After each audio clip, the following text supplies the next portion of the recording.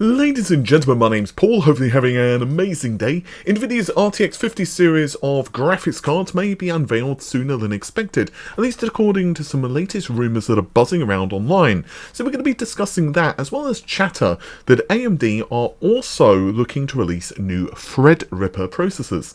Now this sounds pretty exciting, particularly if you're a video editor or a 3D artist, right? But these rumours actually indicate that AMD are going to be doing something a little special, outfitting these particular Threadripper processors with V-Cache. And this would not just make these CPUs absolutely ridiculous for any type of professional work, but perhaps even potentially making a pretty good gaming system to boot. We're going to get into all of that plus more after this quick message from the sponsor of the video. If you're running a copy of Windows 10 which isn't activated, of course, not only do you have to worry about the missing customization options, but there's also that annoying Windows desktop watermark reminding you to activate. Today's video is sponsored by Whokeys.com, and they have an excellent price on Windows 10 Professional as well as home keys. Yeah, and they also of course sell games. I've bought a few Windows 10 keys with my own personal account to test everything was legit and worked in preparation for this sponsored video. You can pick up one of their keys for 25% off using the coupon code RGT in the checkout. There's links to their website in the video description. Also, if you're building a few systems, there's bundles available too. Again, you can check out Whokeys.com and use the coupon code RGT for 25% off the listed Windows 10 key prices. So this one is a bit of a head scratcher, and you may, if you've been keeping up with all of the RTX 50 rumours, have probably heard that Nvidia are most likely to announce the RTX 50 series at CES. And, well, it just makes sense given the rumours of these graphics cards, allegedly, are that we're going to start to see them, well, filter out on store shelves in January onwards, with the higher end cards coming first, and then in the later months we will see the lower end variants, like for example the 5070.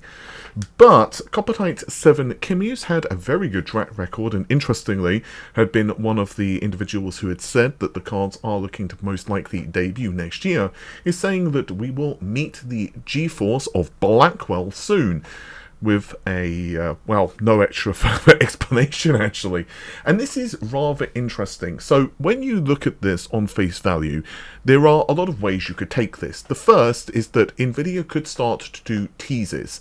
And this is very possible. Perhaps Nvidia will start to maybe release the odd little photo online, perhaps with a lot of the GeForce logo obscured, and just kind of hint that, hey, you know what, something is coming.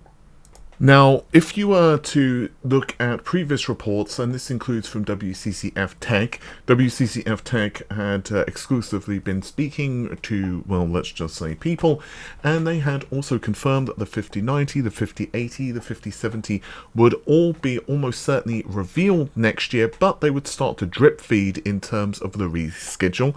And, well, WCCF Tech are certainly not the only ones. There have been a myriad of other reports, and also even I've been told much the same thing. Furthermore, WCCF Tech had stated, this is back in the middle of October, the 13th, that so far anyway, AIBs had not actually been briefed with any pricing information. Now, admittedly, this is now 2 to 3 weeks later. So the thing is, with Nvidia, a lot of stuff can change very quickly. I'm still not exactly convinced that Nvidia will launch the cards earlier, so I don't think necessarily they're going to do a last-minute November launch. Then again, perhaps they will. It's going to be very interesting, though, to see exactly what the strategy is for the pricing. I don't believe Nvidia are just going to significantly ramp up the pricing. I mean, you've got Competitiv 7 Kimmy who said that, and just honestly, I think there's like maybe $100. I could maybe see $200 US. I just don't see $2,000 US for the 5090, but who the hell knows? The really interesting cards, though, for me anyway, are going to be the mid-range options, because ultimately RDNA 4, at least in theory, should help to keep Nvidia more honest, quote unquote, but of course it's also going to depend on what the performance tiers are like and just how capable RDNA 4 is versus the mid-range RTX 50 cards. For right now, there's not much more to say. It's just going to be very interesting. So I would, like I've said in a couple of videos at this point, if you are planning to buy a graphics card, I would just highly recommend you just wait. Just save your pennies. If you want to buy like a processor, for example, you know, you're settling on the 9800X3D, go for it. And, you know, just use an older card right now, and then just wait for the new Nvidia cards or RDNA 4 or whatever you feel comfortable buying. And now, something that perhaps is certainly not what I would consider a mainstream part, but certainly has a lot of enthusiasts, and that is AMD's Threadripper processors. Now, Threadripper is obviously AMD's HEDT lineup of processors, and essentially has a lot of let's say similarities with Epic. But there's some very intriguing rumours that have been swirling around. I'm probably going to pronounce this person's name incorrectly, and I highly apologise, but Zhang Zonghao. So if I've pronounced that incorrectly, I apologise, and someone can correct me in the comments. But this is posted on Chip Hell. I was about to say Fred Hell, sorry. But yeah, Chip Hell. And basically, well, they basically said that I saw news that ASUS's Threadripper motherboard BIOS manuals mentioned V-Cache, so I checked with the supply chain, and it's true that it will be released. Additionally, the next generation will start stacking 3D on the APU. This is going to enhance the CPU and GPU. This technology and cost is already in place, but current information suggests this will be limited to laptops, specifically for high-end models, end quote. Now, there's a lot of stuff to take away from this. I'll focus primarily on the Threadripper thing, but also touch on the APU. So, to my understanding, I think videocards.com were the first ones to initially spot this in the ASUS motherboard manual. But now, obviously, Zhang is stating that this is probably true.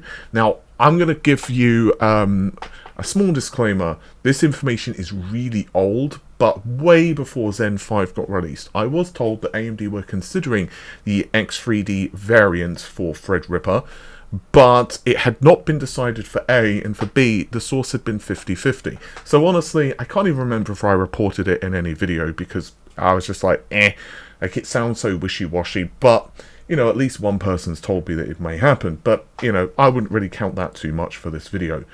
Either way, Zhang, to my knowledge, has had a pretty good track record. Now, it's going to be very interesting to see how this works out, because they are stating anyway that if this is true, it's implied anyway in this thread that it is not going to just be on one of the CCDs.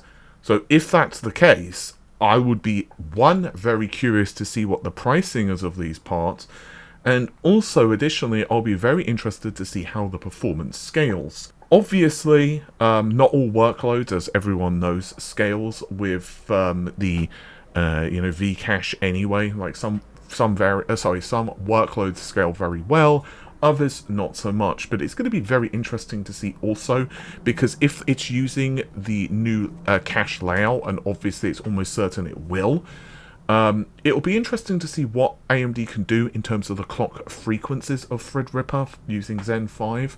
I will be very interested to see how well it does in gaming. Now obviously you're not buying Threadripper as primarily a gaming platform, but just because you want to use that as your platform, it doesn't mean you're not gaming, right? So it's going to be very interesting. But as for the APU thing, just really briefly, I think it would make an awful lot of sense for APUs to really start relying on this. Now, as we are all aware, there's been a lot of rumours, of course, concerning what Sarlacc or Strix Point Halo is capable of.